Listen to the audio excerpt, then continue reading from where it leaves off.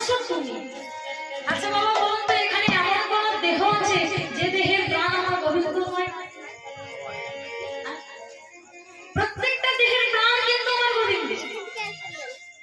গোবিন্দ ছাড়া এই জগতে কিচ্ছু নেই বাবা।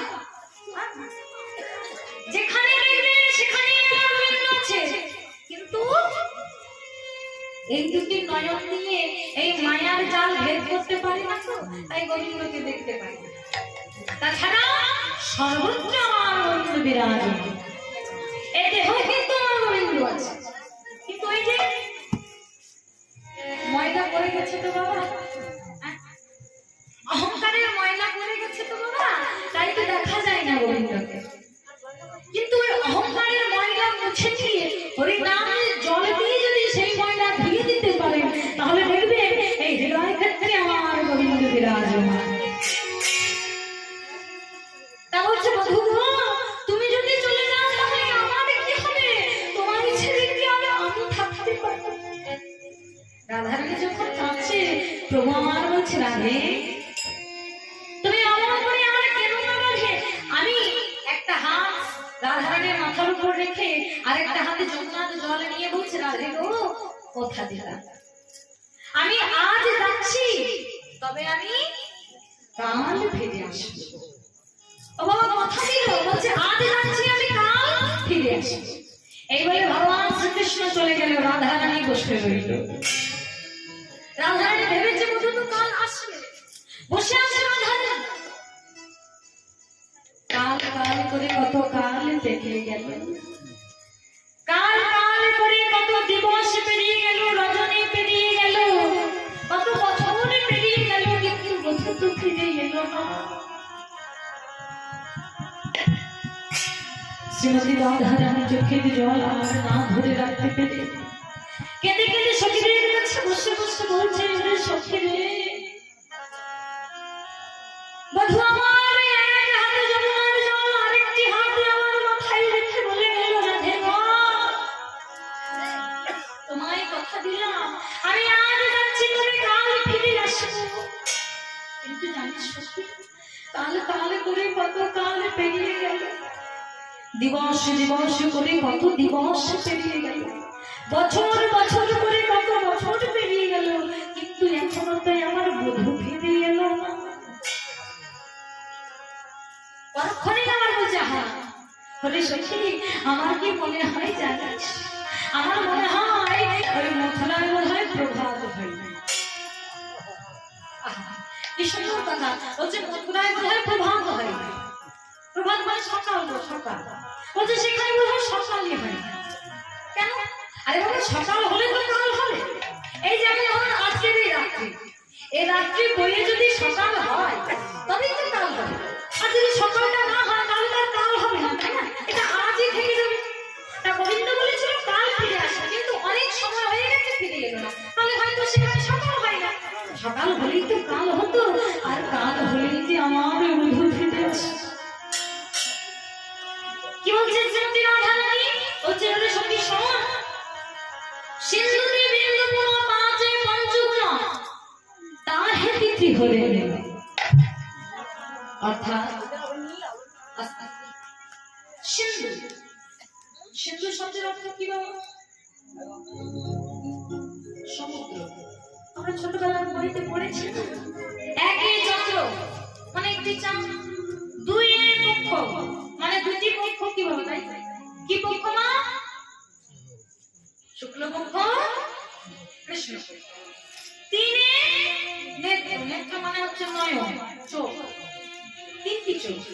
আমাদের তবে একটা প্রস্ফুটিত হয় না, আমাদের দুটো চোখ, একটা চোখ কিন্তু আমাদের প্রস্ফুটিত হয় না। চার বেদ, বেদ চার প্রকার, কি কি? ঋক সাম যজু অথর্ব। পাঁচে পঞ্চবান, মদনের পাঁচটি বান, কি কি? মদন, মাদন, শোষণ, স্তম্ভন, মোহন। ছয়ে ঋতু, ছটি ঋতুর কথা বলা হয়েছে। তারপর হচ্ছে সাথে সমুদ্র। কি বলছে? সিন্ধু মানে সমুদ্র, সমুদ্র কয়টি? সাতটি। তাই বলছে সখী শোন, সিন্ধুতে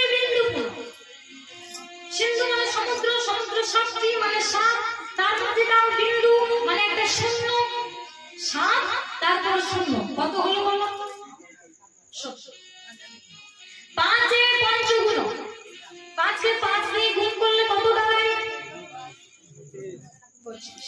আচ্ছা বাবা, 70 আর 25 যোগ করলে কত হয় মা? কত হয় গো? হ্যাঁ, আমার অঙ্ক একটু কাঁচা মা, অত ভালো পারি না। ও 95 হয় নাকি?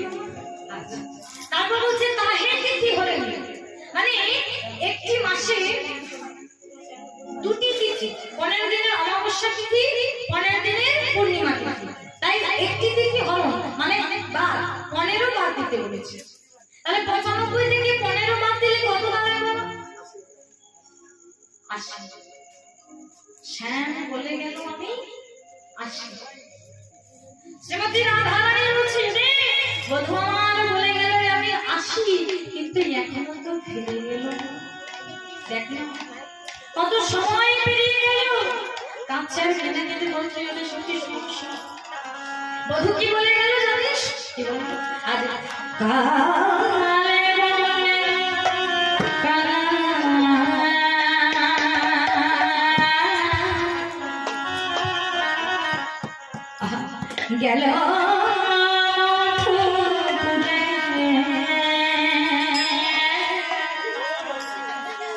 সেখানে কত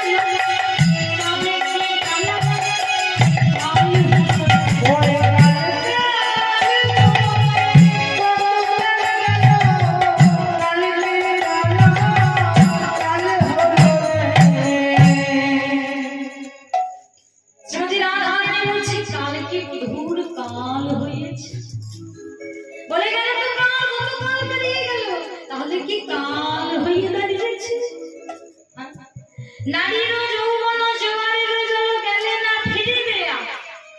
কি বাবা তাই তো, নারীর যৌবন জোয়ারের জল, আমা যৌবন চলে গেলে ফিরে আসে গো আস্তে।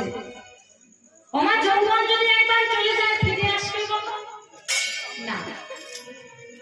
বলছে যৌবন যদি ফিরে না আসে তাহলে তো আমার আর গোবিন্দ সেবা হবে না। কেন এমন কথা বললে কেন? কেন যৌবন ছাড়া কি গোবিন্দ সেবা হয় না? বলে না। দেখবেন বাবা এই জগতের মানুষ আমরা কি বলি গো? বলি এই বয়স থেকে আমার কেউ হরি নাম করে? কি বাবা এই বয়সে কেউ হরি নাম করে? এই বয়সে হরি নাম করি না। কখন করে? বলে যখন দাদু ঠাকুর হয়ে যাবে তখন সামনে দাঁত দুটো পড়ে যাবে তখন না কি বল? এই বয়সে কি হরিনাম হবে? এখন সংসার সামলাচ্ছি, হ্যাঁ, এখন টাকা পয়সা গাড়ি বাড়ি সংসার সন্তান এদের নিয়েই তো সময় পাই না, হরিনাম করবো। এই বয়সে হরিনাম করা সম্ভব। যখন আমার সংসারের চাপটা ছেলের ঘাড়ে দিতে পারবো, যখন আমার নাতি নাতনিরা সব খেলা করে বেড়াবে, তখন আমার কোনো চাপ থাকবে না। তখন বসে বসে শুধু হরি বল হরি বল হরি বল হরি বল করলেই কি মাথায় তো। আচ্ছা, সেই বয়সে যদি হরিনাম করি তাহলে কি আর হরি মিলবে বলো? কেন মিলবে? আচ্ছা,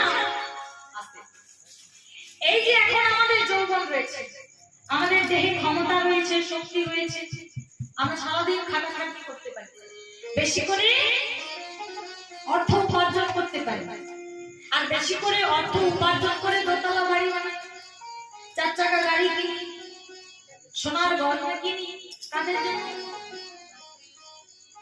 এসব তো সবকিছু নিজের জন্য নয়। ওই যে দোতলা বাড়িটা বানালাম, আমি যখন মারা যাবো বাড়িটা কি যাবে সাথে? তাহলে নিজের জন্য তো নয়। কার জন্য বানালাম? ছেলেটার জন্য, যেন ছেলেটা কষ্ট না, ছেলেটা বড় হয়ে যেন থাকতে কষ্ট না পায়। তাই তো ছেলেটার জন্য বাড়িতে বানালাম। 5 ভরি একটা সোনার গহনা তৈরি করেছি। কার জন্য? মেয়েটার জন্য, যাতে যখন বিয়ে দেব তার গলায় যদি থাকে শ্বশুর বাড়ির লোক, মেয়েটাকে ভালো বলবে, বলবে বাহ, বাবার বাড়ি থেকে ভালো গহনা দিয়েছি। তাহলে আমার ছেলে মেয়ের জন্য থাকতে থাকতে জীবনটা গেল।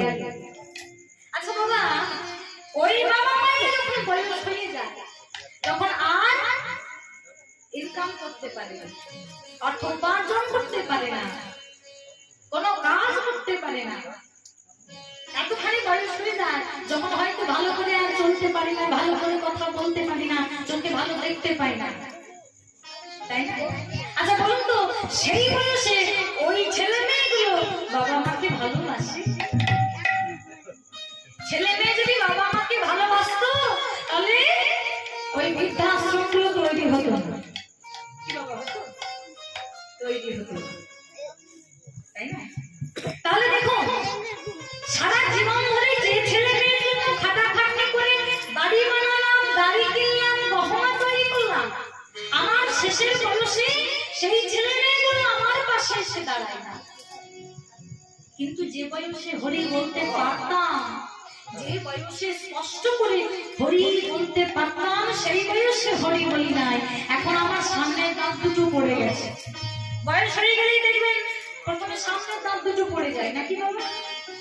না, সেই বয়সে যদি আমি হরি বল বলতে যাই, আচ্ছা বাবা হরি বল বেরোবে স্পষ্ট করে? যেই বলতে যাবেন হরি বল, দেখবেন ওই দাঁতের ফাঁক দিয়ে বেরোচ্ছে হরি বল। কি মা বেরোবে? তাহলে স্পষ্ট করে যে বয়সে আপনি নামটা উচ্চারণ করতে পারবেন না, সেই বয়সে গিয়ে যদি হরি হরি বলে, হরি কি আর মিলবে না? মিলবে না। আমরা যখন দোকানে যাই একটা শাড়ি কিনতে, বাবা একটা শাড়ি কিনবো, দোকানদারকে বলি মোটামুটি 50 টাকা শাড়ি আগে বের করবো, যেটা পছন্দ হবে সেটা তো নেবো নাকি? আমাদের তো পছন্দ অপছন্দ বলে জিনিস রয়েছে, তাই না? একখানা শাড়ি কিনবো, 50টা শাড়ি বার করতে হবে। আচ্ছা বলুন, আমাদের যদি পছন্দ অপছন্দ বলে জিনিস থাকে, আমার গোবিন্দের নেই না? যে বয়সে আমরা হরি বল বলতে যাবো, সেই বয়সে তো মাথার চুল কালো থেকে কি রঙের হবে? সাদা রঙের।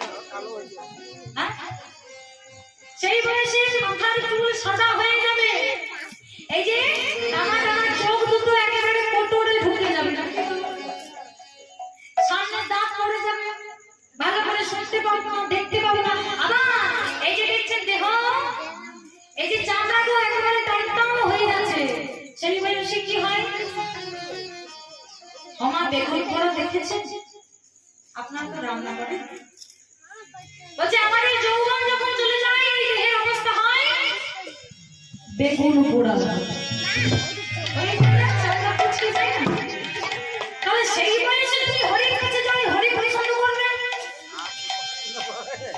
রাধে রাধে। এর জন্যই বলছে মা, সময় থাকতে হরি ভজনা করো, সময় যদি চলে যায় তবে এ সময় কিন্তু আমারও ফিরে আসবে। তাই তো শ্রীমতী রাধারানী বলছে, ওরে সখী, যৌবন যদি চলে যায় এ ফিরবে না, আর সে যদি ফিরে না আসে, এই যৌবন থাকতে যদি আমি হরি ভজনা করতে না পারি, তাহলে আমার এই জন্ম বৃথা হয়ে যাবে। এর জন্য সবাইকে বলছে, সময় থাকতে হরি ভজনা করো, সময় থাকতে যদি হরি ভজনা না করা হয় তবে এই মানব জন্মটা বৃথা হয়ে চলে যাবে। তাই না? তাহলে আর আমরা সময় পেয়েছি, সুযোগ পেয়েছি বাবা, সব দিন তো আর হরিনাম হয় না। কি বাবা হয়? প্রত্যেকদিন তো হরিনাম গাইতে পারি না। আমরা তো মানুষ, বাড়িতে অনেক কাজ নাকি বাবা? বাড়িতে আমাদের এত কাজ যে একটু হরি বলবো সময় পাই না। সব সময় হয় কিন্তু হরি বলার সময় হয় না। তা সে যা হোক, হরি বলার সময় বাড়িতে হয় না তো কি হয়েছে? আজ কষ্ট করে এখানে এসেছি, এখানে যদি বাহু তুলে মন খুলে আনন্দ করে প্রেমানন্দে হরি বলবো। কি মা বলবেন না? বলবেন? ওই যে আগে বললাম, হরি বল বলতে গেলে একটু বাহুটা ওপরের দিকে করতে হয়। বাবা এদিকে কি বলছে? হরি নামে বাজে বলা, কৃষ্ণ নামে বাজে বলা,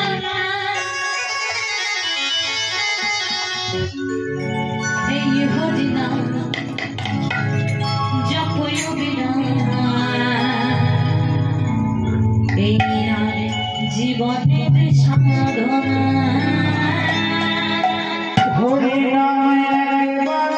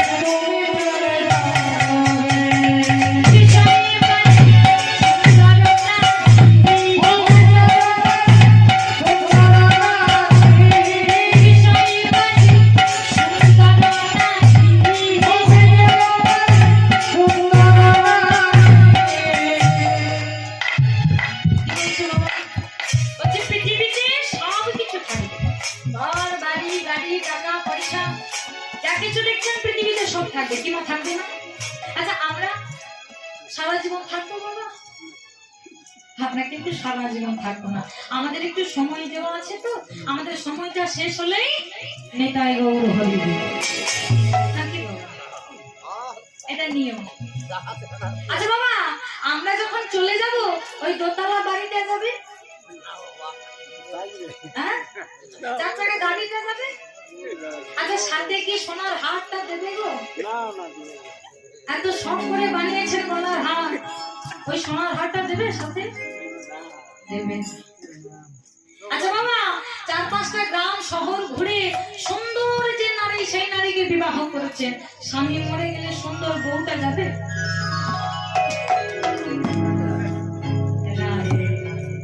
তাহলে এই জগতে কেউ কারো নয় বাবা, একমাত্র আপন হচ্ছে আমার গোবিন্দ। এর জন্যই বলছে গোবিন্দকে যেন ভুলে যেও, সেই হচ্ছে তোমার একমাত্র আপনজন, তোমার পথের সঙ্গ। তাই বলছে কি বিষয়ে বাজি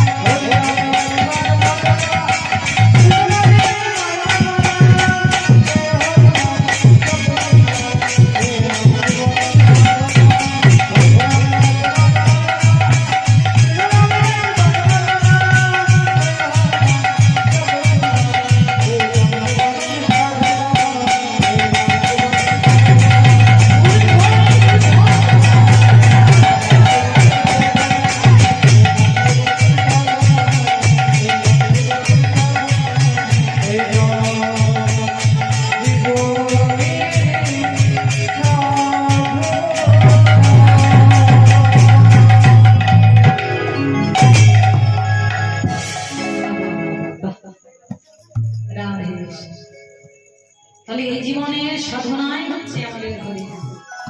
হরিনাম সাধনা করব বলে কিন্তু আমাদের জন্ম, তাই নয় কি? আস্তে আস্তে আস্তে আস্তে না আমাদের হরিনাম ভজনা করবার জন্যই কিন্তু এই জন্ম।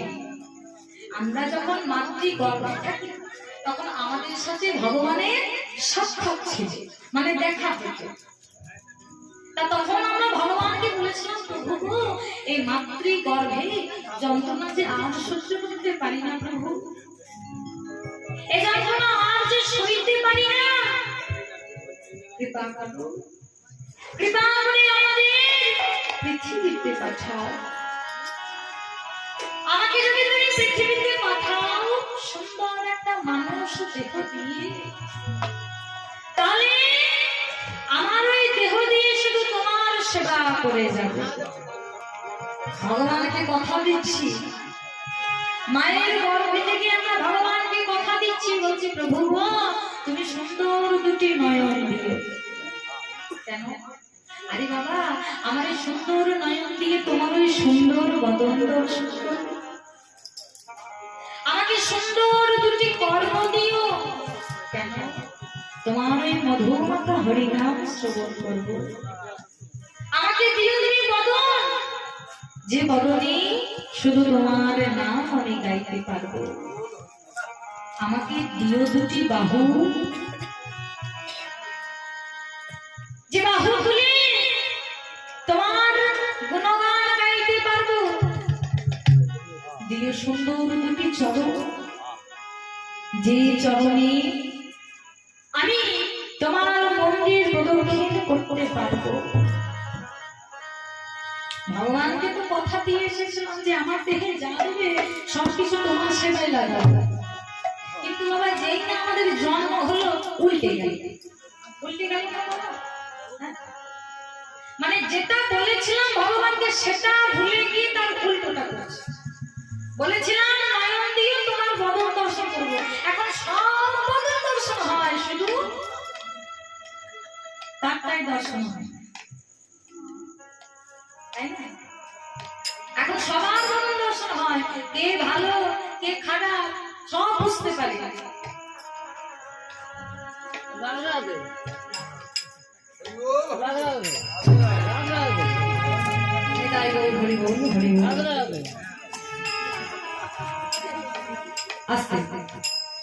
ভগবানকে বলেছিলাম প্রভু দিও দুটি কর্ম যাতে তোমার নাম শ্রবণ করবো।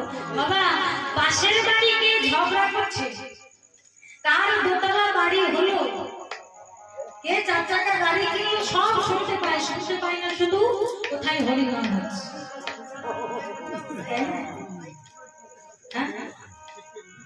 এটাই তো নিয়ম। ভগবানকে কথা দিয়েছি আর এসে করছি, আমি ভুলে গেছি।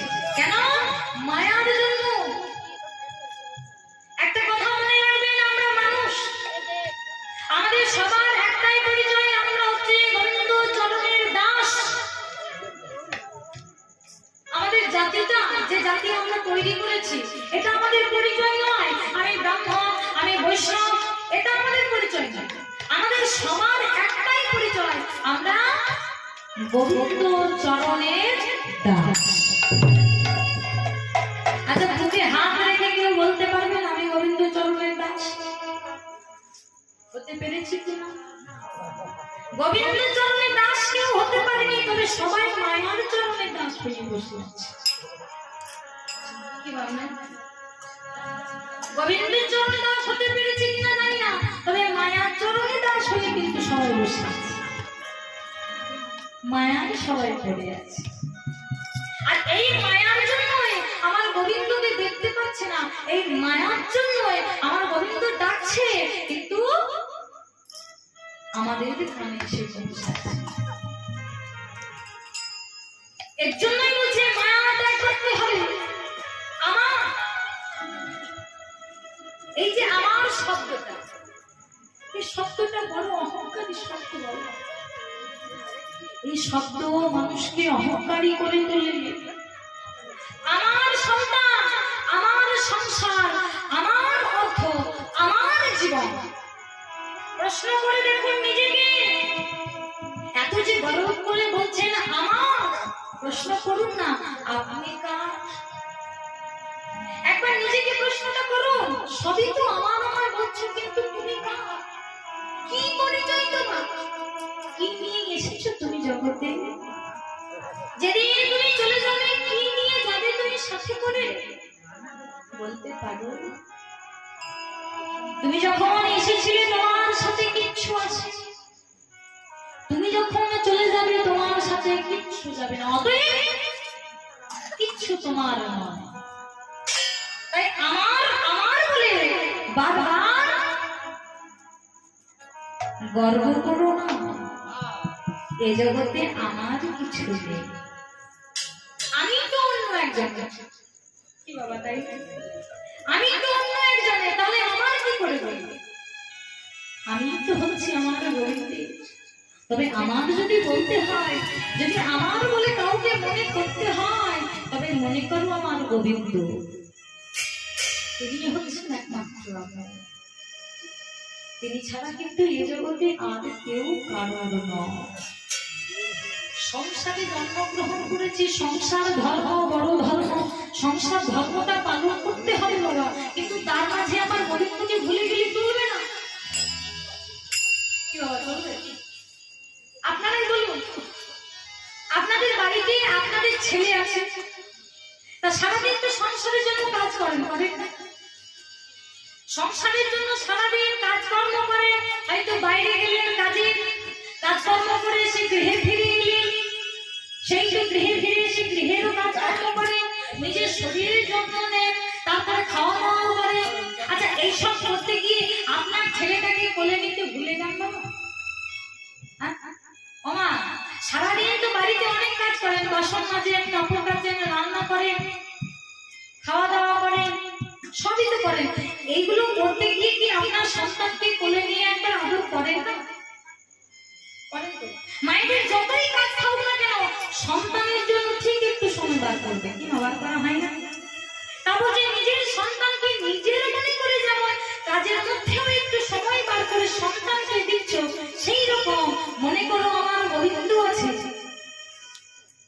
সংসারে যতই কাজ থাকুক, যতই চাপ থাক, সে সংসারের সমস্ত কাজ ছেড়েও একটুখানি সময় যদি আমার গোবিন্দকে দিতে পারো, আমার গোবিন্দ বেশি সময় চাই না, গোবিন্দকে শুধু একটুখানি সময় দিয়ে যদি মন প্রাণ ভরে ভালোবাসা দিয়ে তাকে রাখতে পারো, আমার গোবিন্দ আর কিছু চাই না। তিনি অতটুকু পেলেই যথেষ্ট সন্তুষ্ট হয়ে। তা এর জন্যই বলছে সংসার করবে করো, নিজের সন্তানকে যেমন একটুখানি সময় দাও, সেই রকম আমার গোবিন্দকে যেন একটুখানি সময় দিবে। তাই শ্রীমতী রাধা রানী আমার বলছে, ওরে সখী রে, বধূ তো এখনো ফিরে এলো না, জানিস সখী আমার বধূ, তার ওই প্রেম বীজ রোপণ করেছিলাম আমি আমার হৃদয় ক্ষেত্রে, কিন্তু আমি তো মনে করেছিলাম বীজ রোপণ করার পর সেই বীজ অঙ্কুরিত হবে, ফুলে ফলিয়ে সে গাছ ঝলমল করে উঠবে, আর তার শীতল ছাওয়ায় বসে আমি আমার তাপিত অঙ্কুর শীতল করবো, কিন্তু তা তো হলো না। শ্রীমতী রাধারানী সখীদেরকে বলতে, ওরে বধূ আমার ফিরে কিন্তু এলো না, জানো সখী, তোরা গিয়ে একটু দেখে আয়, বধূ আমার ফিরে আসে। কি বলছে? আজ যাও সহচরে জানিয়া বধূ আসে কিনা,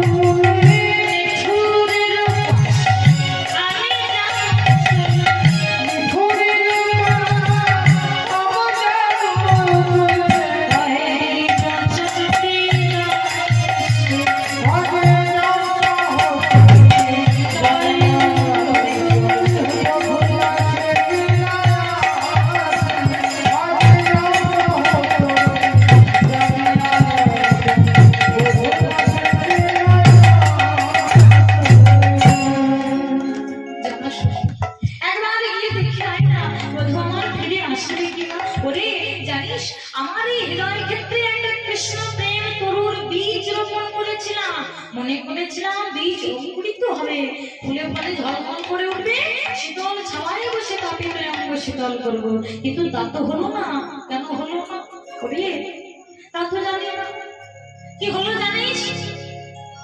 প্রেম কয়ং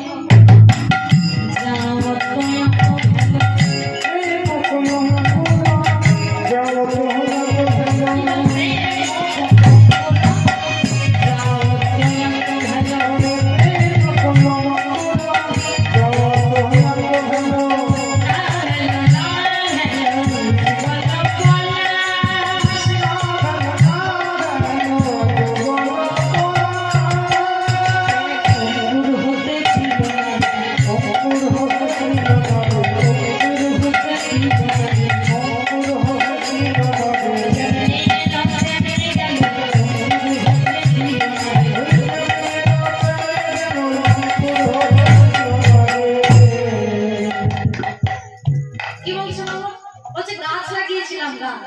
কিন্তু গাছটা হলো না। আমার এদিকে গাছ লাগালে আমার গাছ হয় না, হয়তো, কিন্তু রাধারানী বলছে আমি লাগিয়েছিলাম হয়নি। কেন জানো? আচ্ছা বলুন তো, সর্বপ্রথম যে কোনো গাছের বীজ যদি পোতা হয়, মানে লাগানো হয়, তাহলে বীজটা কোথায় পুঁততে হয়? মাটি, তাই তো? আমার রাধারানী কোথায় বীজ পুঁতেছিল? আমার হৃদয় থেকে। আমার হৃদয় থেকে আর বীজ পোঁতা যায়? তাহলে কি গাছ হবে? রাধারানী তো প্রথমেই ভুল করে বসে আছে। ভুল করে? আরে বাবা, গাছ যদি হবে তাহলে মাটিতে বীজটা পোঁতো, তবে তো গাছটা হবে। কেন হৃদয়ে পুঁতেছেন বলুন? কারণ বলছে তার রয়েছে এই বিশ্ব ব্রহ্মাণ্ডে, তার রয়েছে আমার এই দেহ। আচ্ছা বাবা, এই যে মানব দেহ, আমরা শুধু জানি যে রক্তে মাংসে গড়া আমাদের এই দেহটা, তাই না? এটুকুই জানি না? না, শুধু রক্তে মাংসে গড়া দেহ নয়, 24 তত্ত্ব নিয়ে মানব দেহ গঠিত। 24 তত্ত্ব নিয়ে মানব দেহ গঠিত। কি কি কি বলছে? বলছে এই যে মানব দেহ, এই মানব দেহে রয়েছে কি? রয়েছে পঞ্চভূত, 10 ইন্দ্রিয়, 6 ঋতু, আর 3টি যে প্রধান, কি? মন, প্রাণ, বুদ্ধি। মামা 24টা হয়েছে? গুনে দেখেছো? দেখো নি? আচ্ছা আরেকবার বলি, গুনবে। হ্যাঁ, বলছে 10 ইন্দ্রিয়। ইন্দ্রিয় কি জানো? জানো? আমরা ছোটবেলায় বইতে পড়েছিলাম, স্কুল থেকে আমরা জানি পঞ্চ ইন্দ্রিয়ের কথা আমাদেরকে বলে। কিন্তু ইন্দ্রিয় 5টা নয়, 10টা। 5টা কর্ম ইন্দ্রিয় আর 5টা জ্ঞান ইন্দ্রিয়। 5টা যে জ্ঞান ইন্দ্রিয় তার কথা আমরা সবাই জানি। চক্ষু, কর্ণ, জিহ্বা, নাসিকা, চোখ, কান, জিভ, নাক, চামড়া, এগুলো হচ্ছে জ্ঞান ইন্দ্রিয়। কিন্তু আরো 5টা ইন্দ্রিয় আছে যেগুলো হচ্ছে কর্ম ইন্দ্রিয়। বাক, পাক, পানি, বায়ু, উপস্থিত। বাক মানে বাক্য, এই যে কথা বলছি, বাক্য। বাক মানে হচ্ছে বাক্য। পাক মানে পা, চরণ। পানি, পানি মানে কি? পানি মানে কি মা? জল। আচ্ছা আমি হিন্দি কথা বলছি, আমি তো সব বাংলাতে বলছি, হিন্দি তো বলিনি। এখানে পানি মানে জল নয় কিন্তু। আচ্ছা এখানে সরস্বতী পুজো হয়। আচ্ছা মা সরস্বতীর আরেকটা নাম আছে, কি যেন বলে না? বীণা। বীণা মানে একটা বাদ্যযন্ত্র যেটা মায়ের কাছে থাকে। আচ্ছা থাকে কোথায়? বীণাটা থাকে কোথায়? হাতে। এর জন্যই বলছে বীণা পানি মানে হাত। বাক, পাক, পানি, বায়ু, উপস্থিত। এটা হচ্ছে 5টা কর্ম ইন্দ্রিয়। তাহলে 10 ইন্দ্রিয়, 10টা ইন্দ্রিয় হয়েছে। এবার হচ্ছে পঞ্চভূত ক্ষিতি অ তেজ মরু বো। ক্ষিতি মানে মাটি, অ মানে জল, তেজ মানে আগুন, মরু মানে বাতাস হাওয়া, আর বো মানে শূন্যতা। তাহলে এগুলো কিন্তু দেহে আছে। তাহলে ওই যে বললাম ক্ষিতি মানে মাটি, মাটি তো দেহে রয়েছে, তাহলে তো বীজ কোথাও হবে। আচ্ছা, একটা বীজ উঠতে গেলে, একটা গাছ হতে গেলে প্রথমেই দরকার মাটি, তারপরে কি দরকার জল, তারপরে কি দরকার সূর্যের তাপ। তাপ না হলে হবে না। তাহলে এই দেহে রয়েছে ক্ষিতি মানে মাটি, অপ মানে জল, জল রয়েছে, তেজ মানে তাপ মানে সূর্যের যে তাপ দরকার হয় সে তাপটাও কিন্তু দেহে রয়েছে। তারপর হচ্ছে মরু, মরু মানে হচ্ছে বাতাস, বাতাসও দরকার, বাতাসও দেহে রয়েছে। শূন্যতা মানে একটা জায়গা, সেটাও কিন্তু এ দেহে রয়েছে। তাহলে কেন গাছ হবে না? তাহলে হবে তো। এর জন্যই রাধারানী লাগিয়েছে, ওমা যে ভজে কৃষ্ণ নাম সে বলে চতুর, শ্রীমতী রাধারানী সে তো আমার ভক্ত। ভক্ত কখনো কি বোকা হয় বাবা? তাহলে পঞ্চভূত, 10 ইন্দ্রিয় পঞ্চভূত কটা হলো? 15। 6 ঋতু, কাম ক্রোধ লোভ মদ মোহ মাৎসর্য। কত হলো? 21। এরপর হচ্ছে মন প্রাণ বুদ্ধি। কত হলো?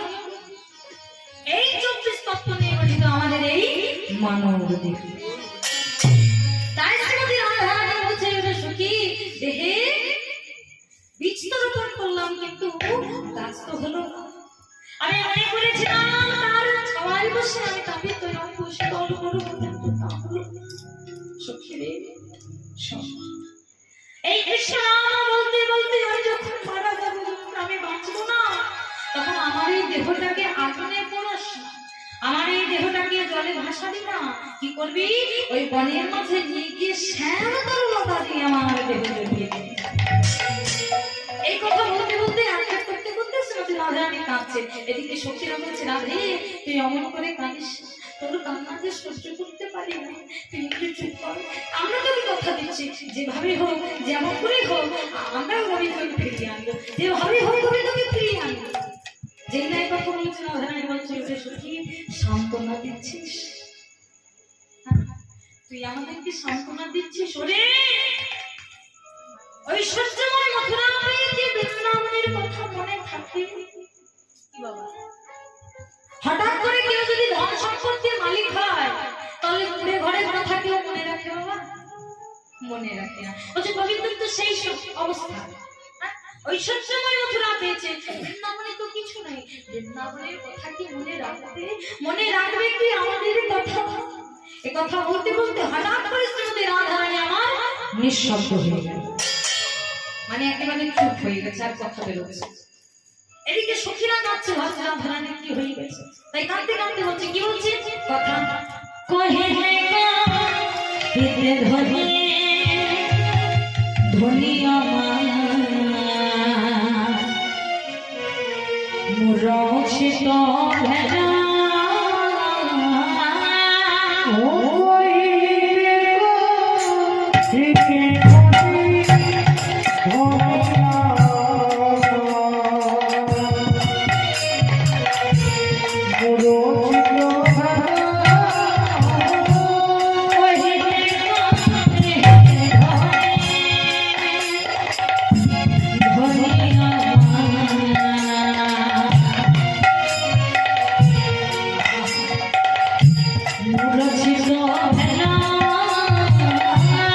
Oh,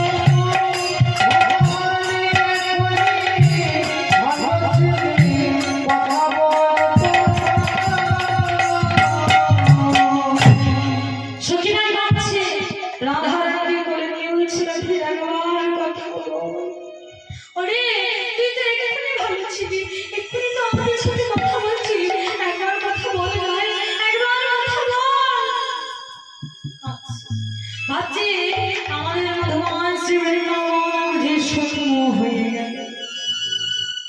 বৃন্দাবন ছেড়ে তো প্রথমেই গোবিন্দ চলে গেছে, তারপর আজকে আবার রাধারানীও চলে গেছে, মানে সচিরাধনে করেছে, রাধারানী মারা গেছে।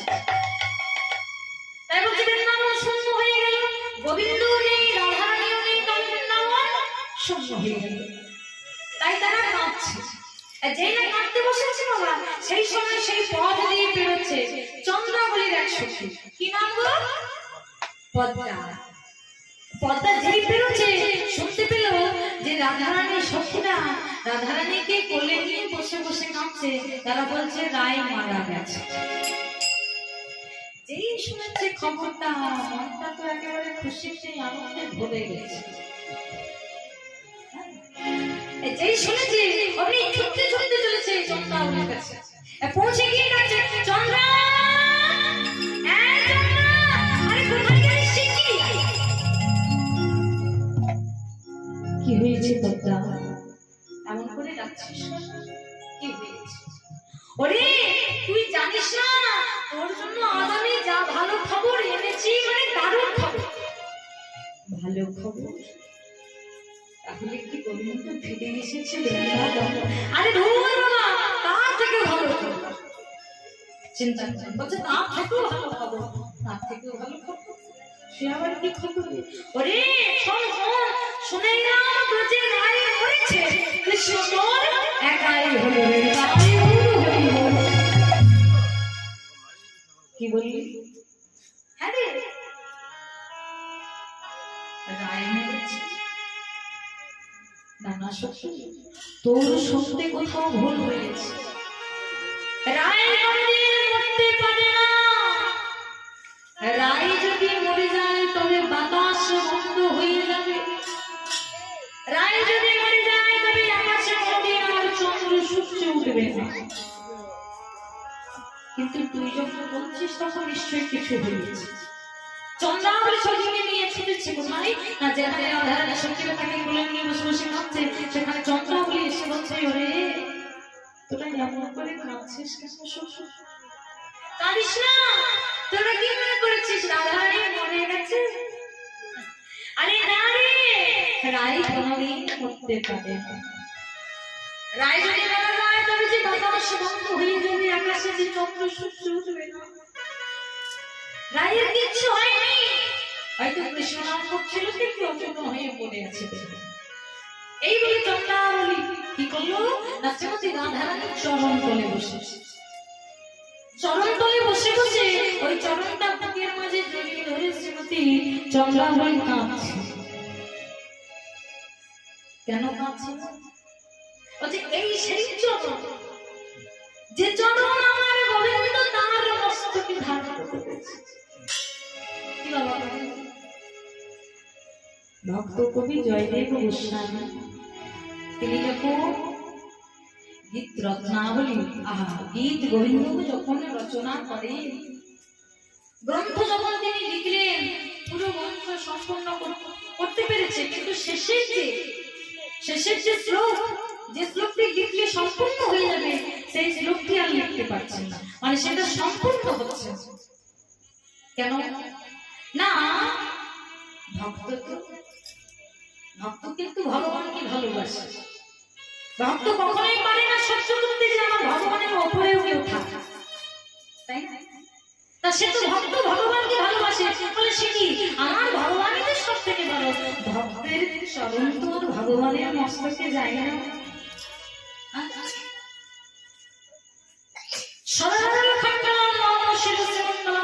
তারপরে যতবারে লিখতে যাচ্ছে একটাই কথা আসছে, কিছুতেই লিখতে পারছে না।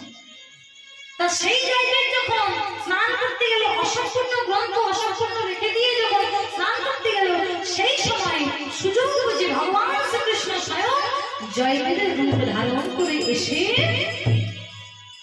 সেই শ্লোক সম্পূর্ণ করে গেল। কি না, যেখানে লেখা ছিল সর্বদল খণ্ডন মম শিরশ্রীমণ্ডলম, সেখানে বাঁকা হাতে বাঁকা অক্ষরে লিখে দিলেন কি, দেহি বরুণ পল্লব পুরাণ। ভগবান নিজে বললেন যে আমার থেকে বড় আমার ভক্ত, আমি আমি সেই ভক্তের চরণ ধরে আমার মস্তকে ধারণ করব। তাই চন্দ্রাবলী সেই চরণ ধরে কাঁদছে, বলে এই সেই চরণ যে চরণ ধরে আমার অরণ্য কেঁদেছে। যেই না কাঁদছে সখীরা বলছে, হ্যাঁ রে, তুই মিথ্যে আমাদেরকে সান্ত্বনা দিচ্ছিস, তুই যদি কাঁদছিস তাহলে নিশ্চয় রাধারানী আর বেঁচে। ওরে না রে, রাধারানী বেঁচে আছে, এই চরণ যুগল আমার বুকে ধরে একটু চোখের জল ঝরেছে। চিন্তা করিস না, রাধারানী এক্ষুনি কথা বলবে। এক কাজ কর, সবাই মিলে একসাথে শ্রীমতী রাধারানীর কর্ণমূলে কৃষ্ণ নাম এমনি রাধারানী আওয়াজ জেগে উঠবে। কি করছে? সবাই একসাথে গাইছে। কি? হে কৃষ্ণ গোবিন্দ, হে দামোদর, জয় শ্রী মাধব, হে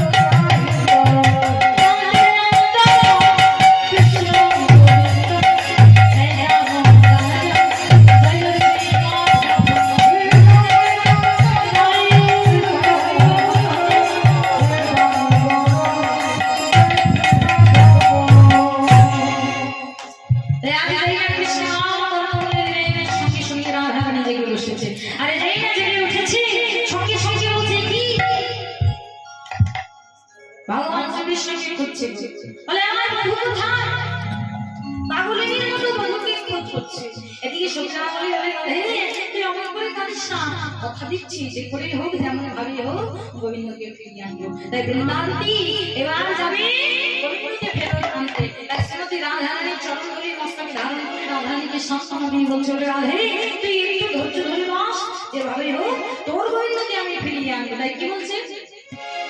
রাই ধরে জন বহু ধরে জন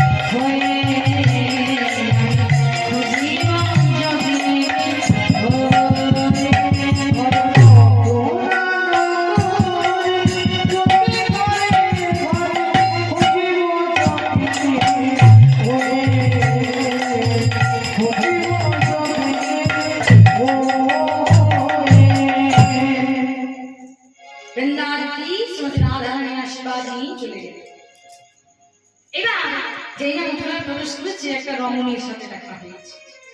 যেই দেখা হয়েছে ডাকছে, বলছে এই যে শুনছো? হ্যাঁ গো। আচ্ছা তোমাদের এখানে নন্দের নন্দন শ্রীকৃষ্ণ এসেছে, তাকে কি তোমরা দেখেছো? কি বললো? বলছে নন্দের নন্দন শ্রীকৃষ্ণ এসেছে, তাকে দেখেছো? যেই কথা বলেছে সেই রমণী শুনে কি বলছে? শুনি কহে ধনী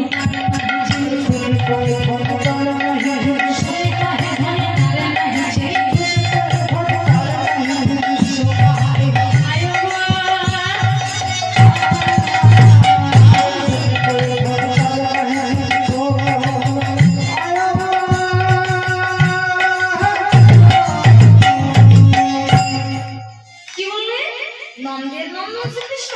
না না না না না, তাকে তো চিনি না। তবে হ্যাঁ, একটা কৃষ্ণ এসেছে বটে, তবে সে তো নন্দের নন্দন শ্রীকৃষ্ণ নয়। সে কে জানো? কে? বাসুদেব কৃষ্ণ।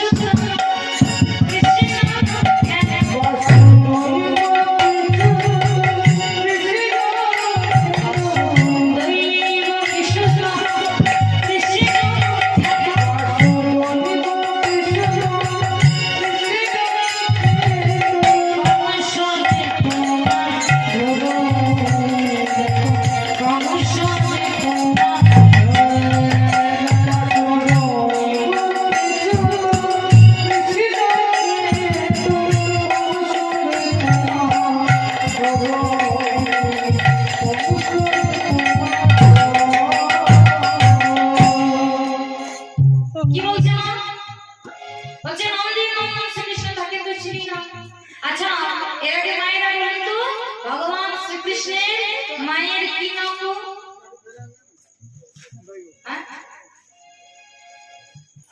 জয় রাজে গো।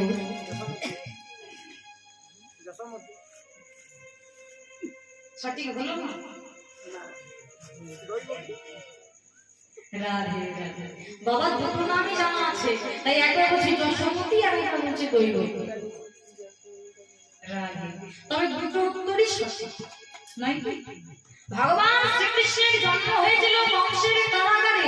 জন্মদাতা ছিল বাসুদেব, দৈবকী। জন্মদাতা আর জন্মদাত্রী, কিন্তু তারা তো পালন করতে পারে না। পালন করেছিল কে? নন্দ মহারাজ এবং তার স্ত্রী মা যশোদা। তাহলে সন্তান তো একটাই, কিন্তু বাবা মা দুটো দুটো, তাই না? কিন্তু সন্তান একটাই। এদিকে যেই বলছে যে নন্দ শুধু নয়, সে তো বাসুদেবই শুধু, অমনি বুঝতে পেরে বলছে ও আচ্ছা আচ্ছা। ওই যে বললাম যে কৃষ্ণ নাম সে বড় চতুর, কৃষ্ণ নাম ভজে তো একটু চতুর। তার মনে মনে চিন্তা করছি, এই রমণীর সাথে যদি আমি সই পাতাই, তাহলে এই রমণী আমাকে বলে দিতে পারবে যে রাজবাড়িটা কোথায়। আমি তো আর মথুরার কোনো জায়গা চিনি না, তাহলে আমাকে চেনা দেখবে এই রমণী। তাহলে একে যদি আমি সই বলি, তাহলে আমার একটু সুবিধা হবে নাকি? তা এই যেই বলা অমনি সঙ্গে সঙ্গে বলছে, এই যে শুনছো, বলছি আমি তো এই গ্রামে নতুন এসেছি, তা তুমি আমার সই হবে? এবার সে মনে মনে চিন্তা করছে, কেউ যদি আমার সই হতে চায়, বন্ধু হতে চায়, এতে ক্ষতি কি? ক্ষতি তো কিছু নেই, তাই না? বলে হ্যাঁ, কোনো অসুবিধা নেই, তুমি আমার সই, আমি তোমার সই। তাহলে আজ থেকে তুমি আর আমি দুজন সই। এই সই হয়ে গেছে, বাবা সঙ্গে সঙ্গে শুরু করে দিয়েছে কাজ। সই সই সই কই কই কই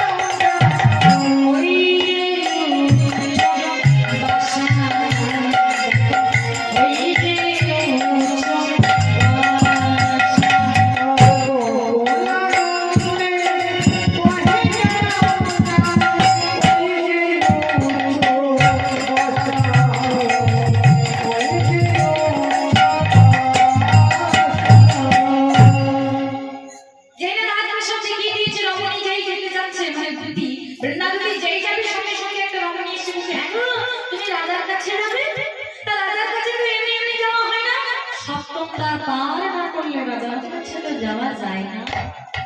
বলে শোনো, সপ্তম দ্বার পার করে রাজার কাছে যাব তো বটেই, শুধু যাবই না, তুমি তো জানো না আমি তোমাদের রাজাকে বশ করে আমার সাথে নিয়ে যাব।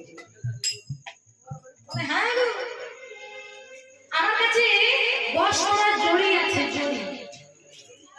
হ্যাঁ, ওই তোমাদের রাজাকে বশ করে আমি আমার সাথে নিয়ে যাব, এর জন্য তুই এসেছি, তুমি আমায় চেনো না।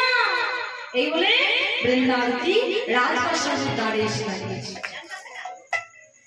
দাঁড়িয়ে বলেছে, দাঁড়িয়ে বলছে দাও মহারাজকে ডেকে নিয়ে এসো।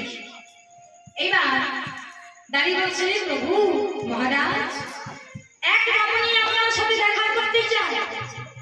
বলে নিয়ে এসো।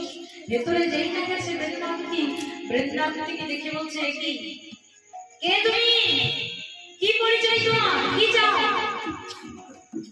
বৃন্দাবতী বলছে মহারাজ পরিচয় পরে হবে, আগে আমি বিচার চাই। কি বিচার? আচ্ছা মহারাজ আপনার এই রাজ্যে যদি আমার কোনো জিনিস হারিয়ে যায় আর আপনার রাজ্যের কেউ যদি সেটা পেয়ে থাকে তাহলে আমি কি সেই জিনিস ফেরত পাবো? অবশ্যই পাবো। কি হারিয়েছে তোমার বলো? প্রভু আমার নয় আমাদের রাধার। কি হারিয়েছে শুনবে? কি বলছো? একটা পাখি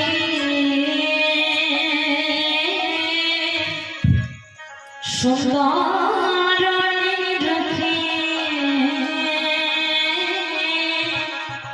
রায় ধরিল